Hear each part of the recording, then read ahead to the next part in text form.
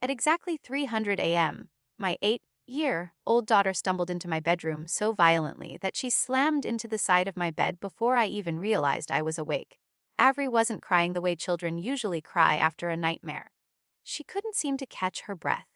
Her small hands shook so hard that she grabbed the blanket instead of my arm, and for a second I honestly thought she might faint. The moonlight spilling through my bedroom window caught her face, and I saw something I had never seen before. Pure terror, the kind that doesn't come from a bad dream, the kind that comes from believing something is still standing just outside the room waiting for you. "Mom," she whispered, barely able to speak. She was there. I pulled her into my lap immediately.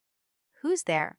I asked, trying to keep my own voice calm even though my heart had already started racing. Avery buried her face against my shoulder before answering. "The lady outside my door." Those 7 words changed everything I thought I knew about my family. "My name is Natalie Hawthorne." I was 37 years old that night. I worked remotely as a senior financial analyst, which meant most of my days were spent in front of spreadsheets while trying to balance conference calls with helping my daughter finish homework or convincing her that vegetables weren't part of some elaborate punishment invented by adults. It wasn't glamorous, but it gave me something priceless after my divorce 3 years earlier. Time with Avery. Our little house wasn't expensive. It sat at the end of a quiet street with peeling white shutters that I kept promising myself I'd repaint every spring. Avery called it our forever house because it was the first place we'd lived that nobody else had ever taken away from us. I never corrected her. After everything we'd been through, I needed to believe it too. My relationship with my parents was complicated. We still had Sunday dinners once or twice a month. Avery loved seeing Grandma Elaine and Grandpa Richard. I kept going mostly because of her. If it had only been about me, I probably would have stopped years earlier. Growing up, I learned something that took me far too long to put into words. Some families don't have a favorite child. Mine absolutely did. Her name was Vanessa. My older sister was 5 years ahead of me in age and what sometimes felt like 50 years ahead of me in importance. If Vanessa earned a B, my parents celebrated how hard she'd worked. If I earned straight A's, they smiled politely and asked whether I'd helped my sister study. Vanessa got piano lessons because she was gifted. I got a library card because books were cheaper. When she wanted a new car after college, my parents helped with the down payment. When I bought my first used sedan, Dad handed me a flashlight and said learning basic repairs would build character. Every time something like that happened, Mom would say the same sentence.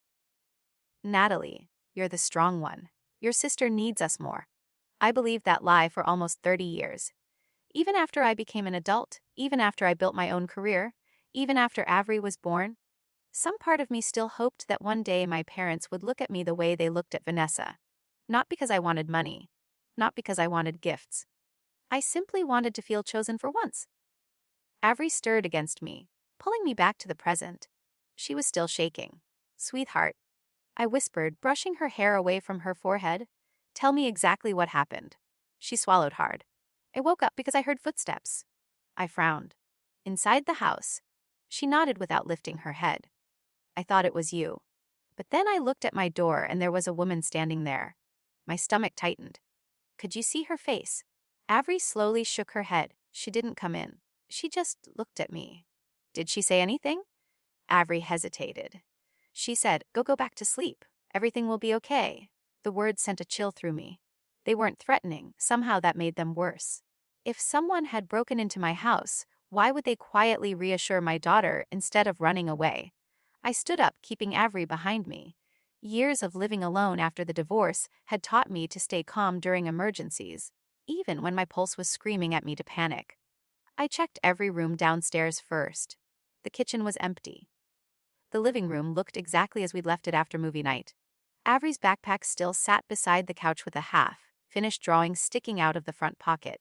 The back door was locked. Every window was closed. I checked the garage. Nothing. I even looked inside the laundry room because fear has a strange way of making perfectly ordinary spaces feel unfamiliar. Everything appeared normal. Too normal. I returned upstairs and checked Avery's bedroom. Her window was locked from the inside. Her closet was empty except for clothes and stuffed animals spilling from the bottom shelf. There was no sign that anyone had entered. I should have felt relieved. Instead, something kept bothering me. Avery wasn't a dramatic child. She didn't invent monsters under the bed. She didn't exaggerate injuries to skip school. If she said she had seen someone, I believed she believed it. I tucked her into my own bed and handed her my phone. "Watch your favorite animal videos," I said softly. "I'm just going downstairs for 1 minute." She grabbed my wrist before I could leave. "Don't leave me. I won't be long." She looked directly into my eyes. "Promise." "I promise." I walked into the small office beside the kitchen where our security monitor sat beneath my desk. Installing cameras had been one of the first things I did after moving in. My divorce hadn't been ugly, but living alone with a young child had changed the way I thought about safety. 4 outdoor cameras covered every entrance. Another faced the hallway upstairs, because Avery had started sleepwalking once when she was 6. I opened the app and rewound the footage to 2045 a.m. The house sat peacefully beneath the porch lights. Nothing moved. I increased the playback speed at 2:58 a.m. Motion appeared near the front door. I leaned closer. Someone walked into view wearing a hooded jacket. My breath caught. They didn't force the lock. They reached into a pocket, inserted a key, and calmly opened my front door. I replayed it, then again. Same result every time. Whoever entered my house already had a key. I watched them disappear into the hallway. They never looked toward the television, never glanced at the laptop sitting on my desk. They ignored every valuable thing in the house. Instead, they walked upstairs with quiet confidence, stopped outside Avery's bedroom for several long seconds, then continued toward the hallway storage room before the camera lost sight of them. My mouth went dry. Burglars didn't behave like that. Neither did strangers. As I zoomed in frame by frame, trying desperately to make out a face hidden beneath the hood, another detail appeared. A silver bracelet caught the hallway light for less than a second.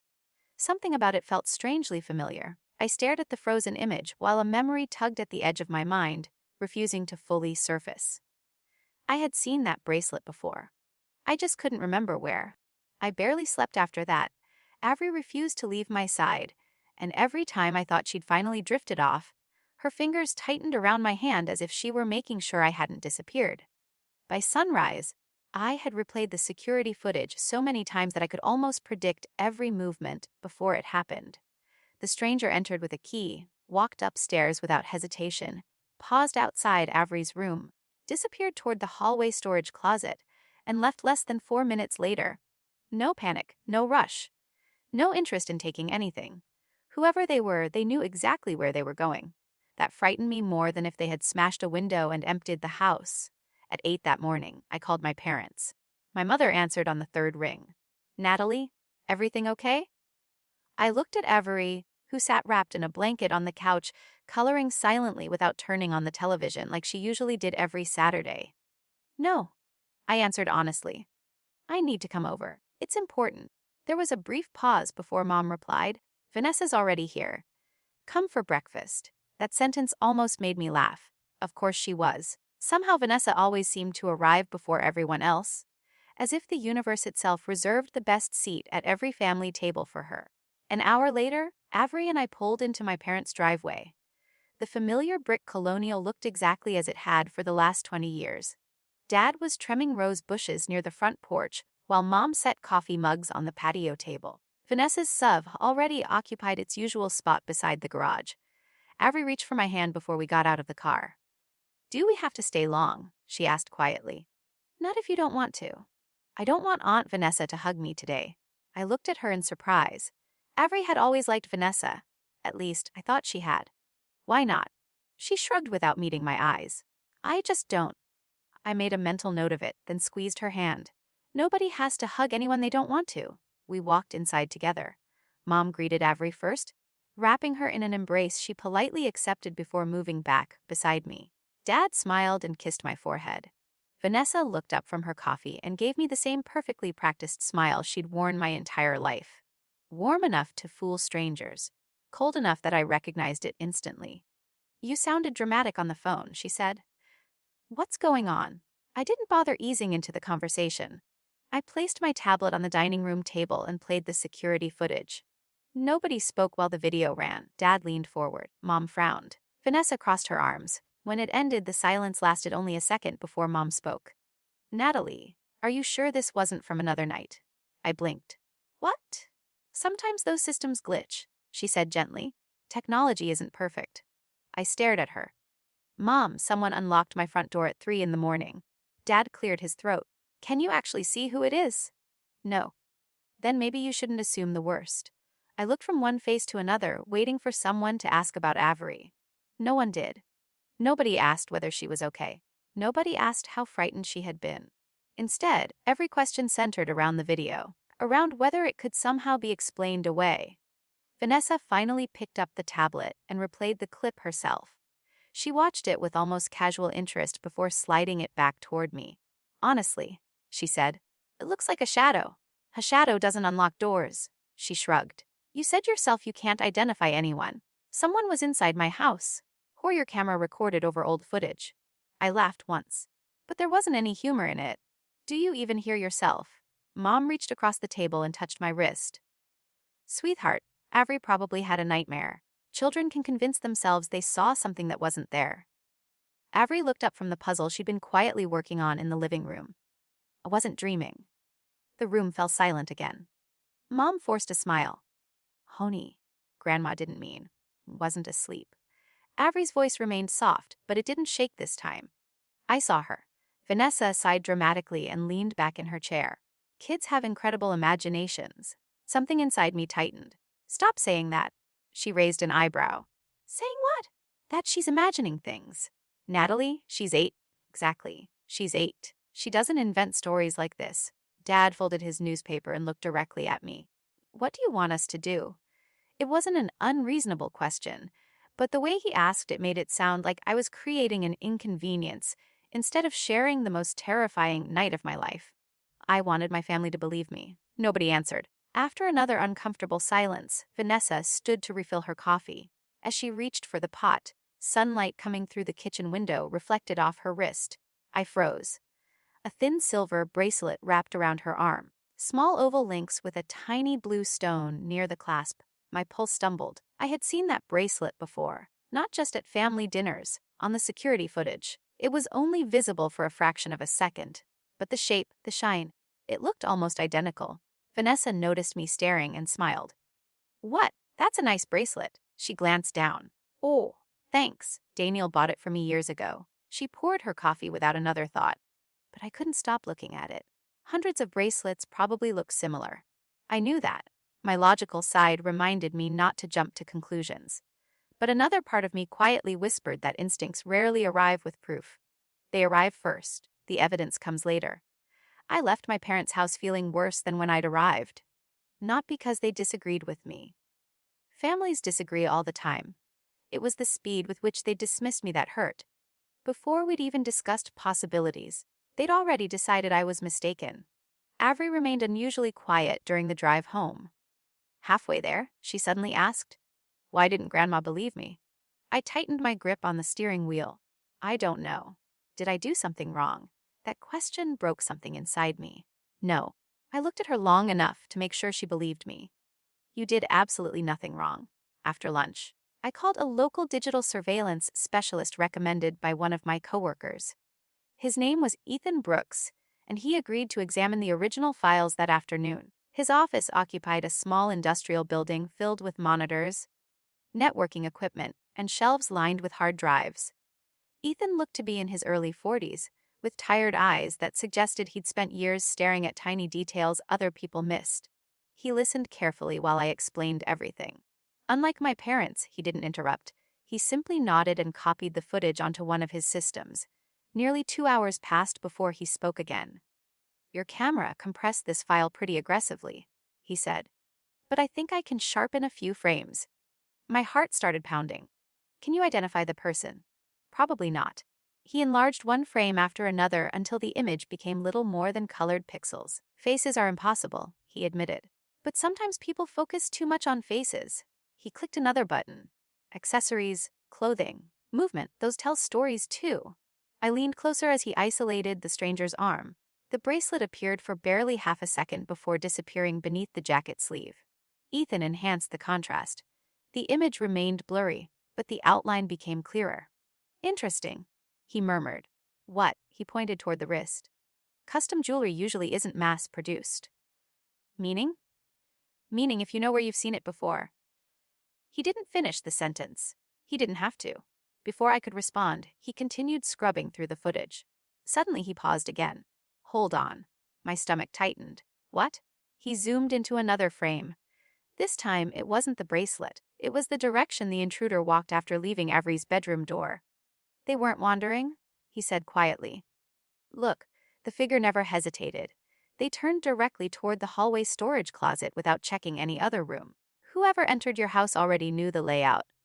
I felt cold all over. Ethan looked at me carefully before asking the question I'd been trying not to ask myself since dawn. Miss Hawthorne. He pointed once more at the frozen image. How many people have a spare key to your house? I didn't answer immediately. I didn't need to count. I already knew the number. 3. My father, my mother, and my sister. I drove home from Ethan's office with one thought repeating in my head over and over. 3 people had a key. 3 people I had trusted enough to let into my home whenever they needed to stop by. 3 people who had watched Avery grow up. I wanted to believe there had to be another explanation. Maybe an old locksmith had copied a key years ago. Maybe I'd forgotten giving a spare to someone after the divorce. I sat in my driveway for nearly 5 minutes before going inside, forcing myself to breathe normally so Avery wouldn't see how shaken I really was. She was sitting at the kitchen table with colored pencils spread across a sketchbook. She looked up the moment I opened the door. Did they figure it out? She asked hopefully. I smiled even though I didn't feel like smiling. Not yet, she nodded, accepting that answer far too easily for an 8-year-old. Can I show you something? She slid the sketchbook across the table. It wasn't one of her usual drawings of horses or butterflies. She had drawn our upstairs hallway. At the end of the hall stood a woman with long hair, her face covered by dark scribbles. Outside Avery's bedroom door, she'd carefully colored a small silver bracelet around the woman's wrist. My stomach dropped. Sweetheart, I sat beside her. Is this what you saw? Avery nodded. I couldn't see her face because her hood was up. But when she turned, something shiny moved on her arm. I stared at the bracelet in the drawing. Ethan had been right. Children notice details adults overlooked. Did she open your door? I asked quietly. Avery shook her head. Then what? She looked at me. Avery swallowed. Thought she was going to come inside. But she didn't. No. She hesitated before adding. Then she walked away. Toward where? She pointed toward the hallway closet. I closed the sketchbook slowly. That matched the security footage perfectly. Avery hadn't seen the video. There was no way she could have guessed that, which meant she was remembering something real. That afternoon, while Avery watched a movie in the living room, I went upstairs to the hallway storage closet for the 3rd time in less than 12 hours. The closet held nothing valuable. Winter coats, old photo albums, Christmas decorations, a vacuum cleaner that barely worked, boxes filled with things I never had the heart to throw away. Yet the person on camera had walked there as though something important was hidden inside. I began removing every box one by one. Dust floated through the afternoon sunlight as I stacked them in the hallway. Halfway through, I found an old cedar chest tucked against the back wall. It belonged to my grandmother, Margaret. She had given it to me shortly before she died 3 years earlier. One day you'll appreciate old things, she'd said with a smile as we loaded it into my car. I remembered thanking her, then storing it away because I simply didn't have room for another piece of furniture after the divorce. Since then, I'd opened it exactly once. Inside were old family photographs, a quilt she'd sewn decades earlier, and a small wooden keepsake box wrapped in faded blue fabric. I lifted the wooden box into the light. Something immediately felt wrong.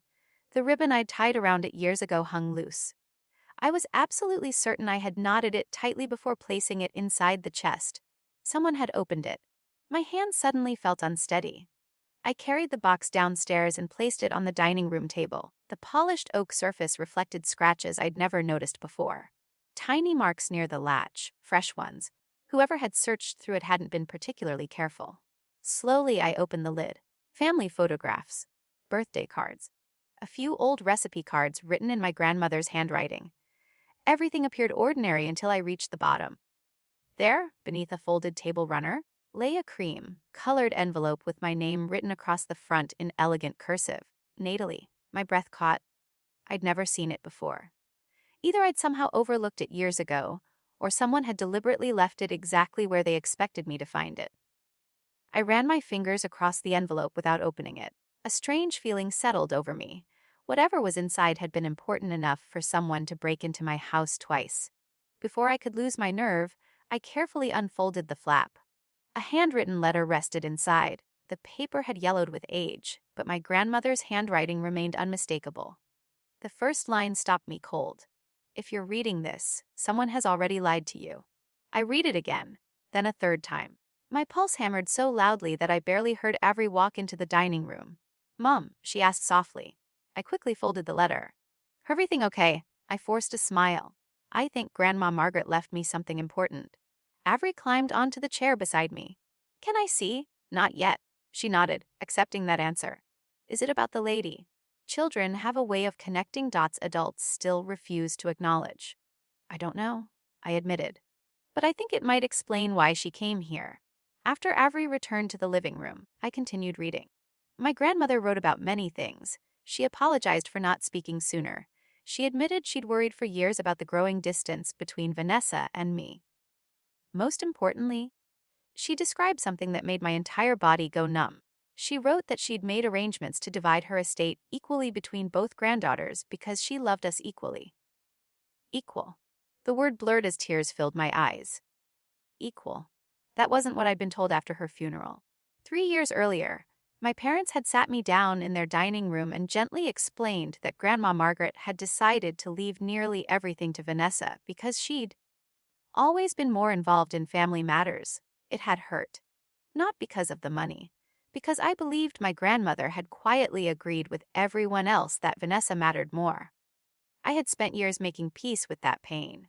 Now a single handwritten letter suggested the entire story had been false. My phone rang before I reached the second page. The screen showed Vanessa. For a long moment, I considered ignoring it.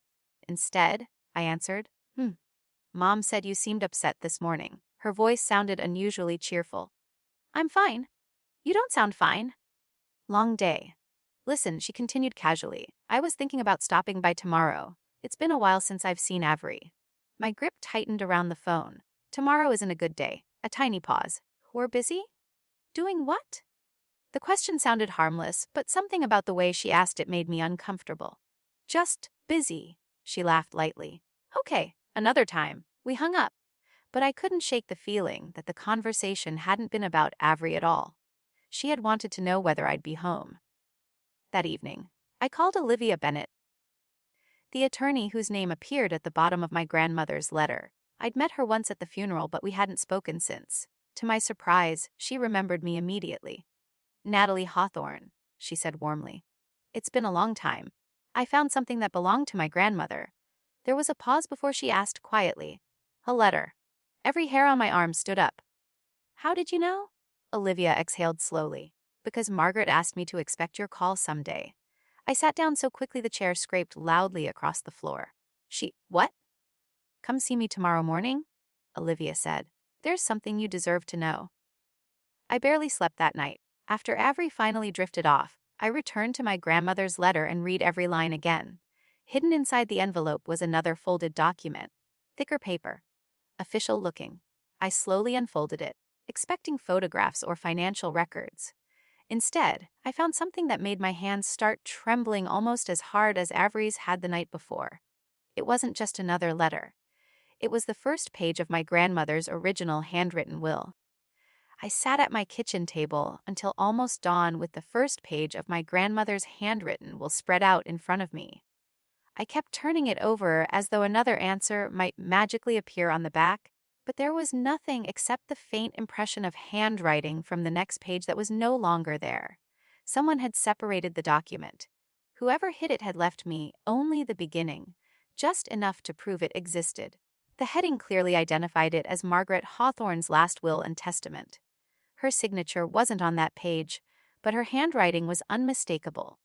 I had birthday cards from her tucked inside old photo albums that matched every curve of every letter. More importantly, the first paragraph contained a sentence that shattered everything my parents had told me after her funeral.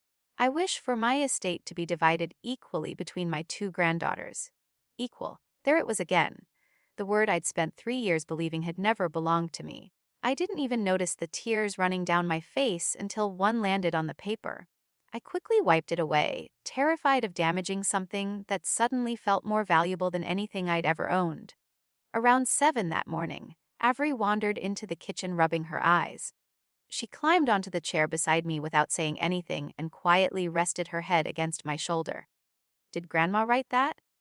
she asked after a minute. "Your great-grandma did. Is it why the lady came?"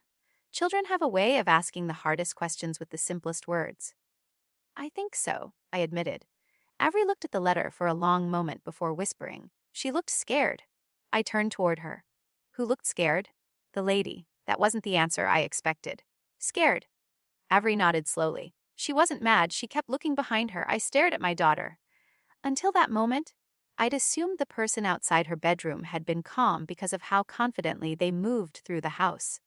But from Avery's perspective, standing only a few feet away, the woman had looked frightened. Frightened people make mistakes. That thought stayed with me during the entire drive to Olivia Bennett's office. Olivia practiced law for almost 40 years before retiring. Her small office now occupied part of a converted Victorian house surrounded by flowering dogwoods. The waiting room felt more like someone's living room than a law office. Family photographs lined the walls beside framed newspaper clippings celebrating decades of community service. When Olivia opened the door herself, she smiled kindly before her expression shifted as soon as she saw the envelope in my hands.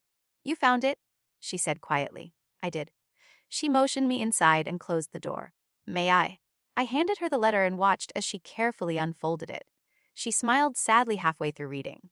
"Margaret always had beautiful handwriting. She said you expected my call." Olivia nodded. "Not immediately. Someday." "Why?" She folded the letter again before answering. "Because she was afraid the truth wouldn't survive after she passed away." My chest tightened. What truth? Olivia walked toward an old filing cabinet and removed a thick folder with my grandmother's name written across the tab. "Your grandmother came to see me 6 months before she died." She opened the file and removed several photocopies. "She told me she was worried about growing tension inside the family." I didn't interrupt. "She loved both you and Vanessa deeply," Olivia continued. "But she was increasingly concerned that your parents treated the two of you very differently." I laughed bitterly. She noticed. Olivia looked directly into my eyes. Everyone noticed. Those 3 words hit harder than I expected. For years I'd convinced myself I was imagining things. Maybe I was too sensitive. Maybe I misunderstood. Maybe every younger sibling felt overlooked sometimes. Hearing someone outside the family calmly acknowledge what I'd experienced my entire life felt strangely validating. "Margaret wanted to prevent future conflict," Olivia said. "That's why she insisted her estate be divided equally." "Then why was I told she left everything to Vanessa?" Olivia didn't answer immediately. Instead, she slowly removed another document from the folder. It wasn't the original will. It was a certified copy of the version she'd drafted years earlier. Every page carried her official seal. My pulse quickened. "This," I whispered. "Yes, this proves it?" "It proves what Margaret signed in my office." I leaned forward eagerly. "Then why wasn't this used?" Olivia sighed. "Because the original was never submitted to probate." I frowned. "How is that possible?" Someone presented a different set of estate documents after her funeral. The room suddenly felt too warm. "Different. Not a forged will," Olivia clarified. "There wasn't another will." She folded her hands. "Your parents told everyone that Margaret had transferred most of her assets into joint ownership before she passed away. Much of the property therefore bypassed probate altogether." My mind raced through everything she just said. So technically, very little remained inside the estate by the time legal proceedings began. But Grandma didn't intend that. No, Olivia's voice remained calm. She intended equal treatment. Whether those intentions were honored is another question. I stared silently at the certified copy. It wasn't enough by itself to accuse anyone of wrongdoing, but it proved my grandmother had wanted something entirely different from the story I'd been told. "Did Vanessa know?" I finally asked. Olivia hesitated just long enough for me to notice. "She visited me twice after Margaret passed away." "About the will?" Olivia nodded once. She asked whether I kept copies. "What did you tell her? The truth?" My stomach sank. "That you did." "No." Olivia smiled faintly. That I wasn't permitted to discuss confidential estate records. I exhaled slowly. She was looking for it. I believe so. Olivia slid another small envelope across the desk. Margaret also left this with instructions. I looked down. My name appeared on the front again. She asked me not to give it to you unless you first found the handwritten letter yourself. My hands shook as I opened it. Inside was a single note. Truth is easiest to hide from the people who trust you the most. Beneath that sentence, my grandmother had written something else. The wooden box is only half the story. I looked up immediately. What does that mean? Olivia slowly reached back into her file cabinet one last time. This time she removed an old photograph. It showed my grandmother standing in front of a small cabin I'd never seen before. Beside her stood a younger version of Olivia. In Margaret's hands was the same cedar chest that now sat in my hallway closet. Olivia tapped the photograph gently. Your grandmother was very careful. Careful about what? She never kept everything important in one place. My heartbeat accelerated. Are you saying there's more? Olivia nodded. Much more. Before I could ask another question, my phone vibrated across her desk. The caller had made my blood run cold. Vanessa. I let it ring once, twice, 3 times. Then a text message appeared. I stopped by your house this morning. You weren't home. We need to talk. I stared at the screen. Then slowly looked back at Olivia. I had never told Vanessa where I was going that morning, which meant she hadn't simply wanted to visit me. She had gone to my house again. The first thing I did after leaving Olivia's office was drive straight home, instead of answering Vanessa's text. If she'd gone back to my house while I was gone, I needed to know whether she'd actually gotten inside this time. My hands tightened around the steering wheel the entire drive. Every red light felt longer than usual. Every slow driver in front of me felt like an obstacle between me and the truth. By the time I pulled into my driveway, my pulse was pounding so loudly I could hear it over the engine. Nothing looked disturbed. The front porch swing still leaned slightly to the left. Avery's bicycle rested against the garage exactly where she'd left it the afternoon before, but appearances had fooled me once already. I unlocked the front door and stepped inside, moving from room to room with the same careful routine I'd developed after that first terrifying night. Everything seemed untouched until I reached the hallway closet.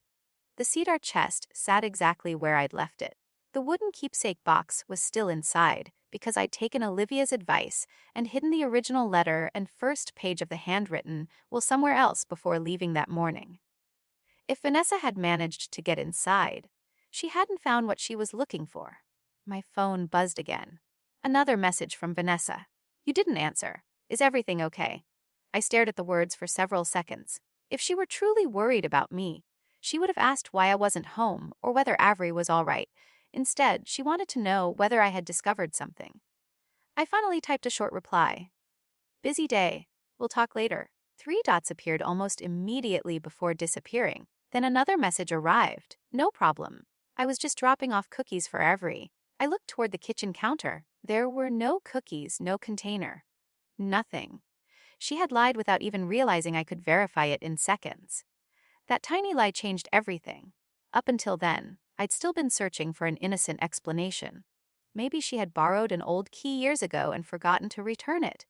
Maybe she'd genuinely stopped by because she cared about Avery. But people who tell unnecessary lies are usually hiding something much larger. I walked into my office and opened the security system again. This time I reviewed the footage from that morning instead of the night Avery woke up. At 10:18 a.m., Vanessa's SUV pulled into my driveway. She got out carrying nothing in her hands. No tray, no bag. Certainly no cookies. She walked to the front door and tried the handle, locked. She looked around the yard before reaching into her purse. My heart skipped. She removed a key. Calmly, confidently, she inserted it into my lock. It didn't turn. She frowned, tried again, then looked over both shoulders before returning the key to her purse and walking back to her vehicle. I immediately remembered something I'd almost forgotten. The morning after Avery saw the woman outside her room, I'd quietly replaced every exterior lock in the house. I hadn't told anyone except the locksmith. Vanessa had tried using an old key, which meant she really did have one. I replayed the clip 3 more times, hoping I'd somehow misunderstood what I was seeing. I hadn't. She never knocked. She never rang the bell. She simply expected her key to work. I leaned back in my chair, stunned.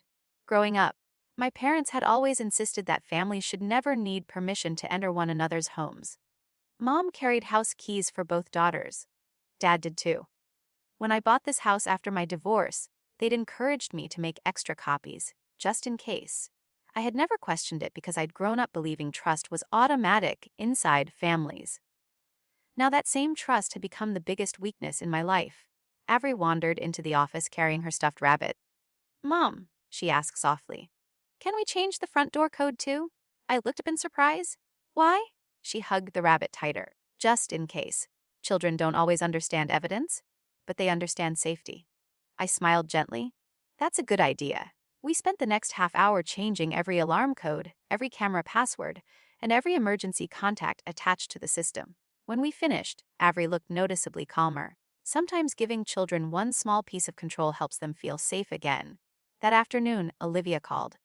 "I've been thinking," she said. "There's one more person you should speak with." "Ho." "Margaret's financial advisor. His name is Harold Mercer.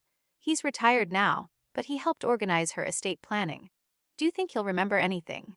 Olivia gave a quiet laugh. "Harold remembers everything. I met Harold the following morning at a small cafe overlooking a lake about 40 minutes outside town. He looked well into his 70s but carried himself with surprising energy. Before I even sat down, he reached across the table and shook my hand warmly. "You have your grandmother's eyes," he said. "She told me that if you ever came looking for answers, I'd know exactly why." I felt that strange mixture of comfort and sadness that had followed me ever since finding Margaret's letter. Did she tell everyone except me? Harold smiled sadly.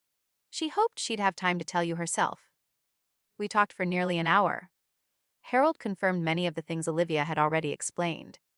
Margaret had repeatedly insisted on fairness between her granddaughters. She worried constantly that Natalie and Vanessa had been raised under different expectations. Then Harold said something that made me stop taking notes altogether. "Your grandmother created something else shortly before she passed." I looked up. "Something else? A private memorandum? What's that?" "Not legally binding like a will, more like a written explanation of why she made certain decisions." "Does it still exist?" Harold nodded slowly. "It should? Where? I don't know." He stirred his coffee absent-mindedly. "Margaret never trusted banks with personal letters. She believed family history belonged with family."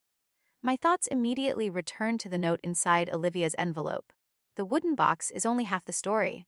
There was another hiding place. Somewhere connected to my grandmother. Somewhere Vanessa apparently hadn't found yet. As I drove home, my phone rang once again. This time it was my father. He said, sounding unusually serious, "Your mother told me you've been asking questions about Margaret's estate." "I have." A long silence followed. "Some things are better left alone." I tightened my grip on the steering wheel. "Why?" "Because reopening old wounds doesn't help anyone." "Doesn't help who?" Another silence. "Vanessa's upset." There it was, not concern for me, not concern for Avery, concern for Vanessa. Just like always. I took a slow breath before answering. "Dad, if Grandma wanted us treated equally." He interrupted before I finished. "Your sister has carried this family for years." I couldn't help laughing, though it sounded more exhausted than amused. "No, Dad. She carried the version of the story you wanted everyone to believe." He didn't respond. Instead, he quietly said, "Please don't do this," and ended the call. I stared at the disconnected screen for several seconds before setting the phone aside. For the first time in my life, I realized something that should have been obvious years earlier. They weren't asking me to stop because I was wrong. They were asking me to stop because they were afraid of what I'd find next. As I pulled into my driveway, another notification appeared from my security system. Motion detected backyard camera. The timestamp showed it had been triggered less than 2 minutes earlier, while I was still 20 miles away. By the time I reached my driveway, the motion alert had already replayed itself in my mind a dozen different ways. Maybe it was a stray dog. Maybe the wind had pushed one of Avery's toys across the patio. Maybe I was becoming exactly what my parents believed I was. A woman so consumed by suspicion that every notification felt like proof of a conspiracy. But deep down, I knew better. Ever since Avery woke me that night, every instinct I had ignored for years kept proving itself right. I pulled into the garage instead of parking in the driveway and shut off the engine without opening the door.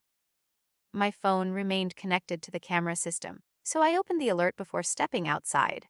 The footage began at 2:46 p.m. The backyard appeared empty for several seconds. Then someone entered through the side gate. They wore a baseball cap and sunglasses, but I recognized the jacket immediately.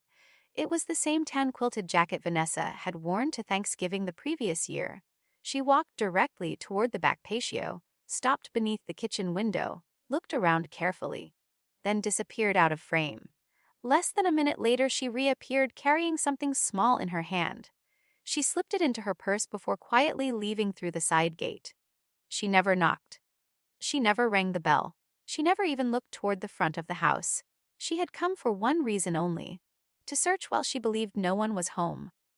I immediately rewound the footage several times. There was no mistake. This wasn't someone who resembled Vanessa. It was Vanessa, the same posture, the same way she pushed her hair behind her ear, the same bracelet flashing briefly beneath her jacket sleeve. My heart pounded, but something else surprised me. I wasn't angry anymore. I was focused. She'd just made another mistake. I entered the house through the garage and carefully inspected every room. Nothing obvious had been moved until I reached the kitchen. One of the drawers beside the refrigerator hadn't been closed completely. Inside, I kept spare batteries, instruction manuals, and an old envelope containing receipts from the house purchase. Everything looked untouched except the envelope had been opened. Someone had searched through it quickly before deciding it wasn't what they wanted. Upstairs, I found another clue. The hallway rug had shifted several inches away from the wall. Most people wouldn't have noticed, but Avery and I vacuumed every Saturday. I always lined that rug up with the edge of the baseboard. Vanessa had moved it while checking beneath the narrow console table. She wasn't randomly looking through my belongings anymore. She was systematically searching every place someone might hide documents. I smiled despite myself. She still believed the handwritten will was somewhere inside my house. Good. I wanted her to keep believing that. That evening I met Olivia again. This time at my house after Avery had gone to a friend's birthday party. I showed her the new security footage without saying a word. She watched silently until the recording ended. "She's getting desperate," Olivia said quietly. "Good." Olivia looked at me with mild surprise. "Good," I nodded. "Desperate people stop thinking clearly," she smiled faintly. "Your grandmother would have approved of that answer." I poured us both coffee before sitting across from her at the kitchen table. "I don't want to accuse Vanessa unless I know exactly what I'm proving." Olivia nodded. "That's wise. The videos show she entered my property. They show she still has an old key, but they don't explain why." Olivia reached into her briefcase and removed a thin folder. "Perhaps this will." Inside were photocopies of handwritten notes from my grandmother's estate planning meetings. They weren't legal documents. They were Margaret's personal instructions for Olivia. One paragraph immediately caught my attention. "If Natalie ever learns the truth, tell her not to fight with anger. Anger clouds judgment. Facts endure." I read the sentence twice. It sounded exactly like something Grandma would have said. "She expected resistance." I murmured. "She expected denial." Olivia corrected. "Margaret loved your parents, but she understood them." I looked down again. Another handwritten note listed several personal belongings Margaret wanted each granddaughter to receive. Vanessa was given family jewelry and antique furniture. My name appeared beside something far simpler: family journals, correspondence, and personal papers. Suddenly everything made sense. Vanessa wasn't searching for jewelry or cash. She was searching for written records. Letters, notes, anything Margaret may have left behind that could contradict the version of history everyone had accepted. "She's terrified another letter exists," I whispered. Olivia nodded slowly. "I believe so." We spent nearly 2 hours reviewing every document Margaret had ever left with Olivia. None of them directly accused my parents of wrongdoing. None accused Vanessa either. But together they painted a remarkably clear picture. Margaret had repeatedly documented concerns that Natalie was being treated differently. She worried decisions were being made without transparency. She even wrote that important family conversations often happened only after Natalie had already gone home. Reading those notes hurt more than I expected. Not because they revealed something new, because they confirmed what I'd spent years convincing myself wasn't real. My grandmother had seen it. She simply hadn't lived long enough to stop it. Before Olivia left, I shared an idea that had been growing in my mind since watching Vanessa search my house. I think she's going to come back. Olivia didn't disagree. Probably. Then maybe we should let her. Olivia raised an eyebrow. I explained my plan carefully. I would leave the wooden keepsake box exactly where she'd already found it once before. But inside, instead of the original letter, or the first page of the handwritten will, I'd place harmless family photographs and a sealed envelope filled with blank paper cut to the same size as legal documents. Meanwhile, every camera inside and outside the house would be upgraded to record continuously instead of only during motion alerts. Olivia considered the idea for a long moment. You're not trying to trap her breaking into the house? None what? I want to know what she takes. Olivia smiled. Because whatever she reaches for first tells us what she fears most. Exactly. The following morning, I called Ethan Brooks and explained everything. He arrived before lunch carrying 2 additional cameras no larger than smoke detectors. By late afternoon, one monitored the hallway closet while another covered the upstairs landing from a different angle than my existing system. She'll never notice these, Ethan assured me. Before leaving, he hesitated. Natalie, one more thing. What? He handed me a printed report comparing timestamps from every recording Vanessa appeared in. She always visits on weekdays between 2 and 4 in the afternoon. I looked down at the highlighted times. Every unauthorized visit fit that pattern. Why does that matter? Ethan shrugged. Because routines tell you what people think is safe. After he left, I deliberately made one phone call where I knew someone might overhear. My mother had invited Avery and me to Sunday dinner, so I accepted. Just before hanging up, I casually added, I'm finally taking Grandma's old box to the bank next week. I don't want it sitting around the house anymore. Mom sounded relieved. That's probably for the best. Exactly the reaction I hoped for. If Vanessa was still depending on information that traveled through my parents, she'd believe time was running out. That night, after Avery fell asleep, I checked every camera one last time before heading to bed. At 2:58 a.m., my phone vibrated beside me. Motion detected. Upstairs hallway. I opened the live feed. A hooded figure had just stepped inside my house using a key that should never have worked. This time, however, I wasn't watching old footage. I was watching it happen live. Watching someone move through your house in real time is completely different from reviewing footage after the danger has passed. Every step feels louder. Every second feels personal. I lay still in bed with my phone inches from my face, watching the hooded figure cross the upstairs, landing toward the hallway closet. Avery was asleep beside me because she still refused to spend the night alone in her room. I had locked my bedroom door, but that thin piece of wood suddenly felt meaningless. My first instinct was to call out. My second was to run into the hallway and demand answers. Instead, I remembered my grandmother's words. Anger clouds judgment. Facts endure.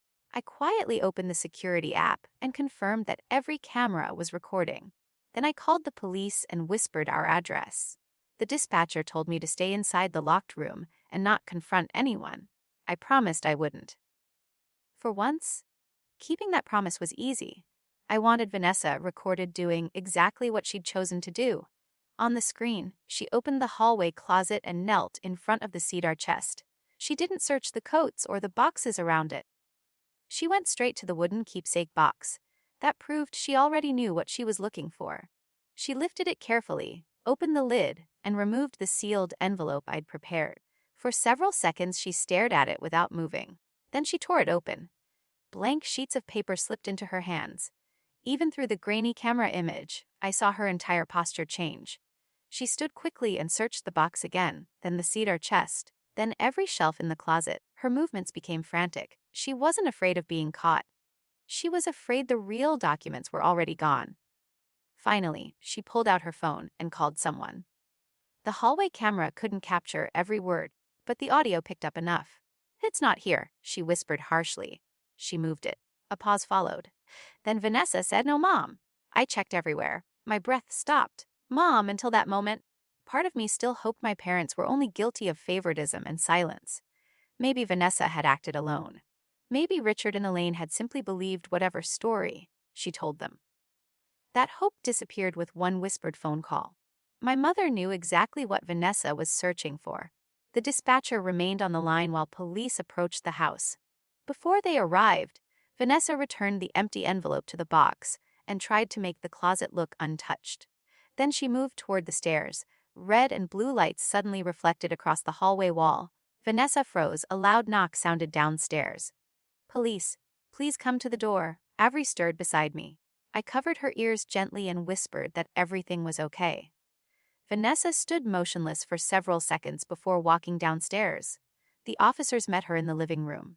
I watched through the camera as she removed her hood and immediately began talking with both hands raised. She looked less like the confident, golden child I'd known all my life and more like someone trying desperately to control a story that had escaped her. One officer escorted her outside while another came upstairs to check on Avery and me. Nobody was harmed. Nothing physical happened. But by sunrise, I had something more powerful than confrontation. I had clear footage of Vanessa entering my home, searching for documents, and calling our mother when she couldn't find them. The police report treated the matter as unauthorized entry because her copied key had been used without permission. I chose not to turn it into a dramatic criminal battle. My goal wasn't to destroy my sister. My goal was to stop the lie. By 10 that morning, Olivia, Ethan, and I sat around my kitchen table reviewing the recordings. Olivia listened to the audio twice before closing her eyes.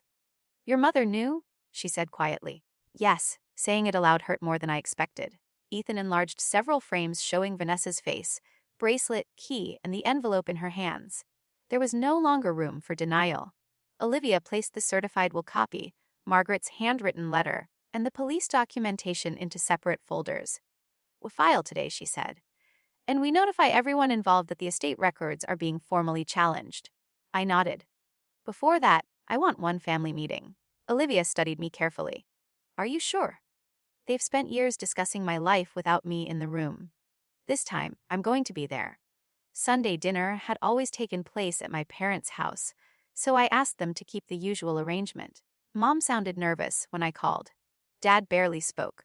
Vanessa didn't contact me at all. When Avery and I arrived, the dining table was set for 5 as though this were any ordinary family meal. Roast chicken, mashed potatoes, Mom's green beans. The familiar smell made the situation feel even stranger. Vanessa sat beside Dad with her arms crossed. She looked exhausted but defiant. Mom immediately tried to send Avery into the living room. "Sweetheart, why don't you watch television while the adults talk?" Avery looked at me. "She stays with me," I said. Mom frowned. "Natalie, this isn't appropriate for a child." Someone entered her home and stood outside her bedroom. She has a right to understand why. Vanessa rolled her eyes. "You are turning this into something terrifying for her."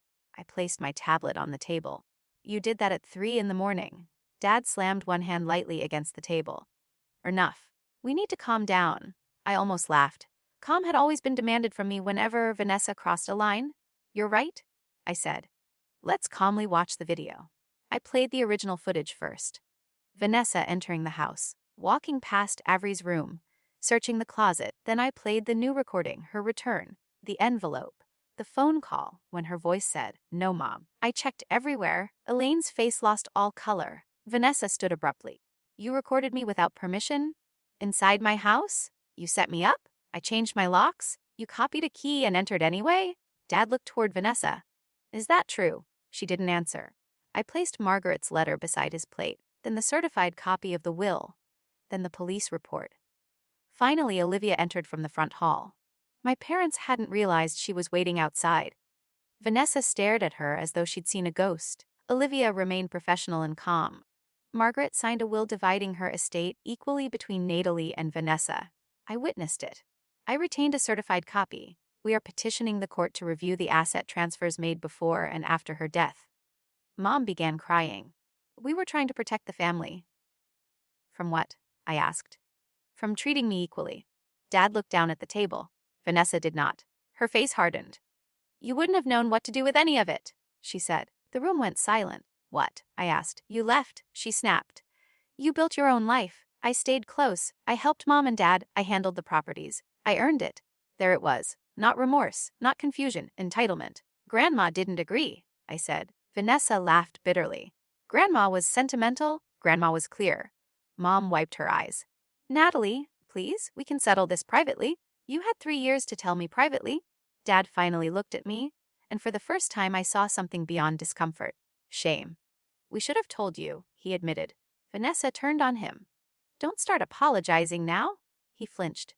That single reaction told me more than any document had. Vanessa had controlled the family story for so long that even our parents feared upsetting her. Olivia gathered the papers and placed them back into her folder. The court hearing is tomorrow morning, she said. From this point forward, all questions should go through counsel. Vanessa stared at me with open hatred. You think you're winning? I stood and took Avery's hand. No, I think the truth finally entered the room. As we walked toward the door, Mom called my name. I turned, expecting another request to keep quiet. Instead, she whispered, I'm sorry Avery was frightened. It wasn't enough, but it was the first time she had acknowledged what this had done to my daughter. The next morning, all of us would sit before a probate judge and explain why my grandmother's final wishes had disappeared for 3 years. For the first time in my life, my family wouldn't decide which version of the truth mattered. The court would. The probate courtroom was smaller than I expected, which somehow made everything feel more personal. There were no dramatic rows of spectators, no cameras, no grand speeches, just a judge, 2 attorneys, several folders of documents, and 5 members of one family who had spent years pretending the truth was simpler than it really was. Avery stayed with a close friend that morning. I didn't want her sitting through legal arguments about adults who had already frightened her enough. Olivia sat beside me with Margaret's letters carefully organized in front of her. Across the aisle, Vanessa sat between our parents. She wore a dark suit and the same silver bracelet I'd seen on the security footage. I wondered whether she'd chosen it deliberately, as if refusing to surrender even one symbol of the confidence she'd carried into my home. The hearing began with financial records. Margaret had transferred several properties into joint management during the last year of her life, but the records showed those transfers were meant to simplify maintenance, not permanently change ownership. After her death, Vanessa and my father had treated those properties as if they belonged entirely to her. Rental income went into an account Vanessa controlled. Sale proceeds from one parcel were used to renovate her house. None of it had been disclosed to me. Olivia presented the certified copy of Margaret's will, the handwritten first page I'd found, and the personal memorandum Harold Mercer had located in an archived estate file. That memorandum explained Margaret's intentions in plain language. She wanted both granddaughters to inherit equally. She also wrote that responsibility should not be confused with entitlement. When Olivia read that sentence aloud, Vanessa's expression finally shifted. The judge reviewed the security footage only because it showed why the hidden documents had recently come to light. Vanessa's unauthorized entry wasn't the central issue, but it destroyed her claim that she knew nothing about Margaret's papers. Her recorded call to Mom made things worse. My mother's voice could be heard faintly through the phone, asking whether the box had been found. When the judge asked Elaine to explain, Mom looked smaller than I'd ever seen her. We thought Vanessa could manage everything better, she said. That wasn't the question. The judge replied. The question is whether you knowingly withheld documents relevant to the estate. Mom closed her eyes. Yikes. Dad admitted he had gone along with it. He said he believed dividing the properties would create conflict, and that Vanessa had convinced them one clear decision would keep the family together. The irony wasn't lost on anyone. Their attempt to avoid conflict had created the deepest division our family had ever known. Vanessa continued insisting she'd earned more, because she'd stayed close to our parents. The judge listened patiently before asking one simple question. Did Margaret's will say inheritance would be based on proximity? Vanessa said nothing. Did it say one granddaughter should receive more because the other built an independent life? Again, silence. Then your opinion of what your sister deserved is legally irrelevant. I didn't feel triumphant when the judge said it. I felt tired. For years, Vanessa's opinion had shaped my place in the family. Now, for the first time, someone with no emotional history and no favorite child dismissed that opinion for what it was. Not truth, just entitlement. The court recognized Margaret's documented wishes and ordered a complete accounting of the estate. The remaining properties were placed under neutral management. Funds Vanessa had used without authorization were deducted from her share. The rest was divided equally. She didn't lose everything, but she lost control. That mattered more to her than the money. Richard and Elaine were required to turn over every estate record they still possessed. They also had to explain the discrepancies to the extended family members who had trusted them. News travels quickly inside families, especially news everyone has quietly suspected for years. Cousins called me with apologies. An uncle admitted he'd once questioned the uneven distribution, but had been told Margaret changed her mind. One aunt said something I never forgot. "We all saw Vanessa being favored. We just thought it wasn't our place to interfere." I thanked her for being honest, but part of me wished someone had interfered years earlier. Silence had protected the wrong people. Vanessa never apologized. She sent one message after the final accounting was complete. "I hope the money was worth destroying this family." I stared at it for several minutes before replying. The money didn't destroy us. The lie did. Then I blocked her number. My parents tried harder. Dad came to my house one afternoon carrying the old cedar chest. He had repaired a broken hinge and polished the wood until it looked almost new. "Your grandmother would want you to have this?" he said. I looked at him. "She already gave it to me?" Shame crossed his face. "I know." He stood awkwardly on the porch before adding, "Failed you." For most of my life, I had imagined hearing those words. I thought they would heal something instantly. They didn't. An apology can acknowledge a wound, but it cannot erase the years that created it. "You failed Avery too?" I said. Dad nodded. "I know. I allowed him to visit occasionally after that, but only when Avery wanted to see him. Mom wrote letters instead of calling. In the first one, she admitted she'd spent years telling herself Vanessa needed more support because Natalie was stronger.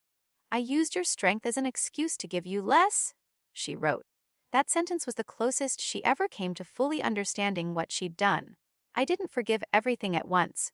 Real healing isn't a courtroom ruling. It happens slowly, through boundaries that feel uncomfortable at first and peaceful later. I sold one of the inherited properties and placed most of the money into a trust for Avery's education. I kept Margaret's cabin by the lake after learning it was the place shown in Olivia's photograph. Avery and I spent our first weekend there in early spring. We painted the porch, planted wildflowers near the steps, and read Margaret's old journals by the fireplace. Those journals held no final secret, no hidden fortune, just recipes, memories, worries, and stories about two granddaughters she had loved differently, but equally. That was enough. Avery gradually returned to her own bedroom. For several weeks, I sat beside her until she fell asleep. Then I moved to the doorway. She no longer needed me there at all. One night, I checked on her just before midnight and found her sleeping peacefully with the stuffed rabbit tucked beneath her arm. The security monitor beside my bed showed nothing but empty hallways and locked doors. For the first time since that night, silence felt safe again. At 3 in the morning, I woke without knowing why. I glanced at the clock and listened. No footsteps, no trembling child, only the gentle hum of the house settling around us. I thought about Vanessa walking through that same hallway, convinced she was protecting a future that belonged only to her. She had believed control was the same thing as love and possession was the same thing as worth. In the end, the court didn't take revenge on her. I didn't either. The truth simply removed everything the lie had given her. Months later, Avery asked whether Aunt Vanessa would ever come back. I told her not without permission. She considered that for a moment, then asked, "Are we safe now?" I looked around the home we'd rebuilt emotionally long before we repaired anything physical. "Yes," I said. "We are." What I inherited from Margaret wasn't just property. It was proof that I had never been worth less, no matter how often my family treated me that way. What Avery inherited was even more important. She learned that love without respect isn't enough, that family doesn't get unlimited access to your life, and that telling the truth is not the same as betraying people who chose to lie. The night my daughter came into my room shaking, I thought someone had entered our home to take something from us. I was right. Vanessa had come searching for evidence because she was terrified of losing the story that made her the chosen one. But the only thing she truly lost was the power that story had over me. Avery and I moved forward without asking the Hawthorne family to decide whether we belonged. We already knew. And sometimes I still wonder how many families are held together by silence instead of love, and how many people listening to this story have finally realized they are allowed to stop protecting a lie. A year has passed since that night, and sometimes I still wake up a few minutes before 3 in the morning. Old habits don't disappear overnight. I usually glance at the hallway through the security monitor beside my bed, smile at the empty screen, and then go back to sleep knowing that fear no longer owns this house. Avery is 9 now, and if you asked her what her favorite place in the world is, she wouldn't say Disneyland or the beach. She'd tell you it's Grandma Margaret's little cabin by the lake. Every spring we plant wildflowers together, every summer we paint birdhouses for the porch, and every fall we sit on the dock with hot chocolate while she reads one of her great-grandmother's old journals aloud, laughing at recipes written in handwriting only the two of us can fully understand anymore. The inheritance helped secure Avery's future, but that was never the greatest gift my grandmother left us. The greatest gift was proof that someone had always seen me for who I truly was, even when I spent years believing I would always come second. My parents and I speak occasionally now. Some conversations are awkward, some are surprisingly warm, and some end in silence. Real trust doesn't return because someone finally says, "I'm sorry." It returns only when their actions become different from the ones that caused the pain in the first place. They're still trying, and I'm still deciding what forgiveness looks like for us. Vanessa and I haven't spoken since the court proceedings ended. I don't hate her anymore. Carrying hatred is exhausting, and I promised myself I would never let someone else's choices become my daughter's emotional inheritance. Instead, I chose something much harder. I chose peace. Avery once asked me whether our family was broken forever, and I told her something I wish someone had told me when I was her age. Families aren't measured by the people who share your last name. They're measured by the people who make you feel safe. She smiled, took my hand, and said, "Then we already have everything we need." I think about those words more often than she realizes. Looking back, the woman who walked into my house that night believed she was protecting a future built on secrets. She never understood that secrets only survive until someone is brave enough to stop carrying them. My daughter doesn't remember every detail of that frightening night anymore, but she remembers what happened afterward. She remembers that her mother believed her when no one else did. She remembers that the truth mattered. And if there's one thing I hope she carries with her for the rest of her life, it isn't the story of a hidden inheritance or a family divided by favoritism. It's the lesson that no amount of silence is worth sacrificing your self-respect. So if you've ever been treated as though your place in your own family mattered a little less than someone else's, I hope you never forget this. The truth may arrive later than we want, but when it finally does, it has a remarkable way of putting every heart exactly where it belongs. Tell me honestly, if you had been in my place, would you have exposed your own family? Or would you have stayed silent to keep the peace?